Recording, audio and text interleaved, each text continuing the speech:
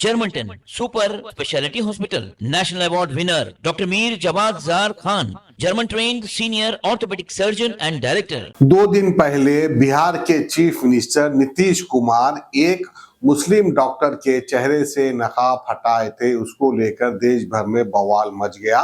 लेकिन अब जो है अमजदुल्ला खान स्क्रीन पर आ चुके हैं। मैं भी यही सोच रहा था अमजदुल्ला खान ने अब तक क्यों नहीं कहा, और असदुद्दीन अवैसी से हम तो उम्मीद भी नहीं रखे थे कि वो भी कुछ कहेंगे, लेकिन उन्होंने कुछ नहीं कहा।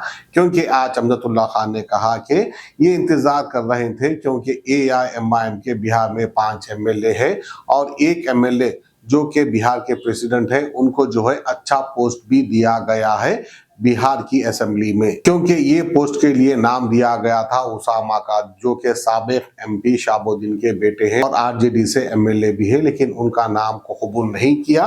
AIMIM के MLA के नाम को कबूल कर लिया है बिहार की मौजूदा हुकूमत ने। बहरहाल जो है इसको लेकर तनकीद का निशाना बनाया है अमजदुल्ला खान ने। अमजदुल्ला खान का ये कहना है कि असदुद्दीन अवैसी और AIMIM के MLA अब तक कुछ नहीं कहे। क्यों कहेंगे, वो क्यों कहेंगे भला? तो बहरहाल जो है अमजदुल्ला खान ने इसका भी भांडा नहीं कह सकते, इसके ताल्लुक से भी जो है एक सफायत दी है। क्या कह रहे हैं अमजदुल्ला खान, गौर से सुनिए। और मुसलमानों को फैसला करना है कि आने वाले वक्त में क्या करना चाहिए, क्या नहीं करना चाहिए, क्योंकि इस तरह से मुसलमानों की इज्जत को दांव पे हम रख नहीं सकते। अब बेशक असदुद्दीन अवैसी जो है एक मुस्लिम इंसान है, लेकिन वो मुसलमानों के लीडर नहीं है। वो खुद अपनी जुबान से कहते हैं कि मैं मुसलमानों का लीडर नहीं हूँ।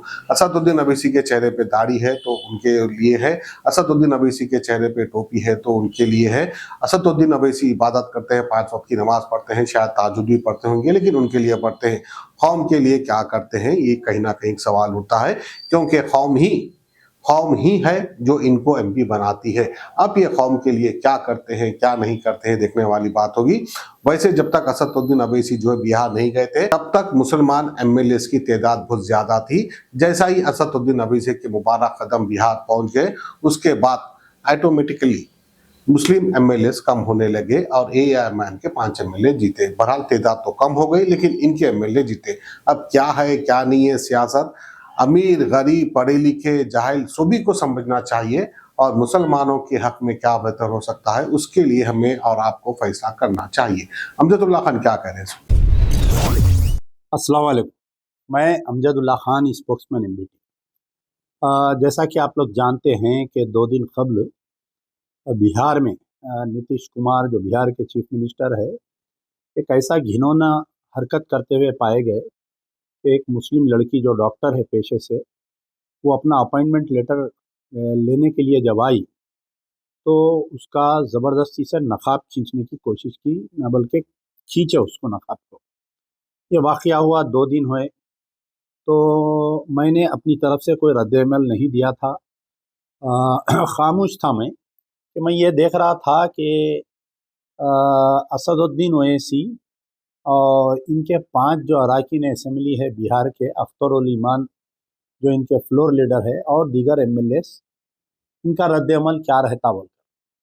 सबसे पहले जो नीतीश कुमार ने हरकत किया, जिसके भी दिल को तकलीफ़ हुई है, यानी मुसलमान से छोड़कर आम जो सेकुलर हिंदू है, जिन जिन को भी तकलीफ़ हुई है, मैं उन तमाम से गुजारिश करता हूँ कि आप लोग जो है असदुद्दीन ओवैसी को कॉल करके मुबारकबाद पेश करिए कि आपने जो मेहनत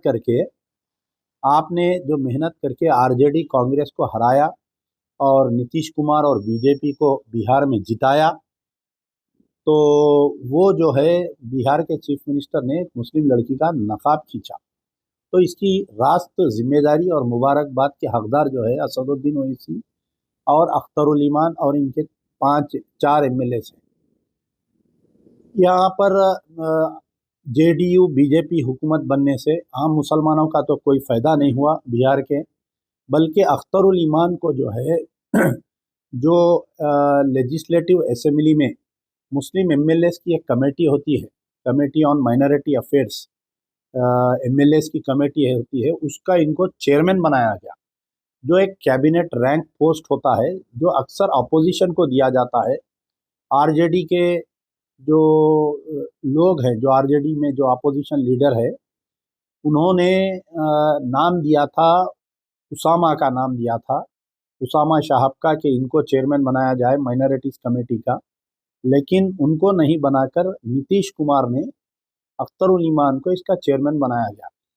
तो कहीं ना कहीं ये बात वाज़े हो रही है कि ये लोग जो मेहनत करके नीतीश कुमार और बीजेपी की हुकूमत बनाए, तो इनको ज़ाती फ़ायदे हो रहे हैं, नुकसान कौम का हो रहा है।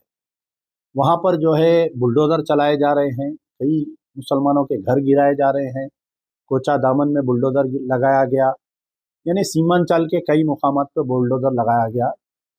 तो बहरहाल ये जो नीतीश कुमार की हरकत से जिसको भी दिल आज़ारी हो रही है, ये तमाम लोग असदुद्दीन ओवैसी को फ़ोन करके इनको मुबारकबाद दीजिए। दूसरी बात यह है कि असदुद्दीन ओवैसी जो है छोटे मोटे वाक़यात पे ट्वीट खेलते और फौरी नेशनल मीडिया चैनल्स पे आकर जो है बयानबाजी करते, तो असदुद्दीन ओवैसी क्यों खामोश रहे नीतीश कुमार के इस हरकत पर? उनके जो फ्लोर लीडर है अख्तरुल ईमान, उन्होंने क्यों खामोश रहे और 4 एमएलएस क्यों खामोश रहे? ये तो बिहार का मसला था, वो लोग बोलना चाहिए था। असदुद्दीन ओवैसी को बोलना चाहिए था, उनके भाई अकबरुद्दीन ओवैसी को। तो इस वाक़ये में जो मैं 2 दिन तक इंतज़ार किया वीडियो बनाने में, मैं ये देख रहा था क्या ये लोगों की तरफ से, एआईएमआईएम की तरफ से कोई रद्द-ए-अमल आता है क्या?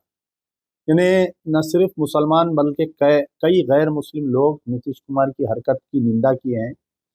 तो मैं समझता हूँ कि आने वाले बिहार में हालात जो है बहुत ख़राब होने वाले हैं।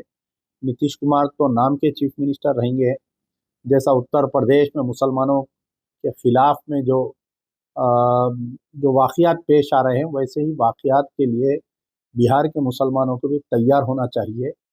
और मजलिस बचाओ तहरीक की तरफ से जो बयान दिया, जो वाक़या पेश आया नीतीश कुमार का, उसकी हम सख्ती से निंदा करते हैं और ये मुतालबा करते हैं कि नीतीश कुमार इसके लिए माफ़ी मांगे, या नहीं तो बिहार के जो अपोजिशन लीडर्स है, मुस्लिम अपोजिशन लीडर्स, मैं उनसे गुजारिश करता हूँ कि इस वाक़ये के ख़िलाफ़ में आप वहाँ पर पुलिस में कंप्लेंट करें।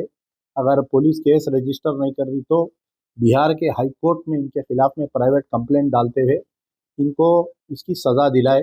शुक्रिया। यार जिंदा सवद्दा। डॉक्टर वासिफ आजम और doctor Bharavi Chunduri, senior cardiologist और दीगर डॉक्टर्स नुमाया खिदमत अंजाम दे रहे हैं। Robotic surgery, advance cath lab, MRI, operation theatre, ICU, 2D ultrasound जैसी सहूलियात से आरास्ता कॉर्पोरेट लेवल हॉस्पिटल। वाजबी फीस में हर मर्ज से शिफायाबी के लिए German 10 super speciality hospital Attapur.